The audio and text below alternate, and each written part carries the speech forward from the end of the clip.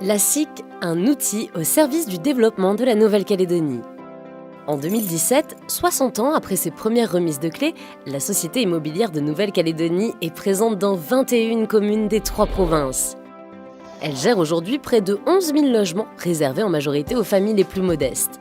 En logeant un Calédonien sur 6, la SIC est le premier bailleur de Nouvelle-Calédonie et un acteur économique de poids, représentant 3,3% du PIB du pays et 2500 emplois indirects. Mais quel est son modèle économique ? La SIC a 2 principales activités.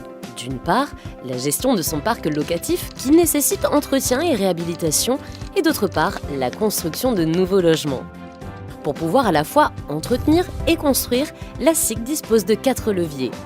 Les loyers versés par les locataires, soutenus par l'aide au logement, les emprunts contractés sur le très long terme, la défiscalisation nationale et les subventions publiques.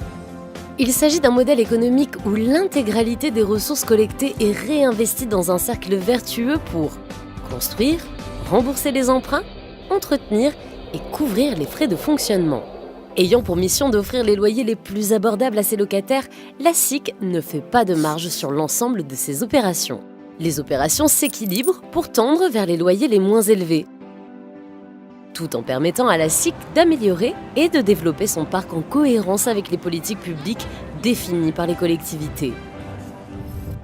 Ce modèle économique présente des risques qu'il est important de maîtriser. L'augmentation des coûts de construction, la baisse des financements publics ou l'allongement des délais pour les obtenir, la baisse du chiffre d'affaires si les familles peinent à payer leur loyer. Restons vigilants pour préserver ce modèle économique qui bénéficie à la fois aux familles calédoniennes, aux entreprises, aux collectivités publiques et à l'ensemble du territoire de la Nouvelle-Calédonie. La SIC, 60 ans au service des Calédoniens.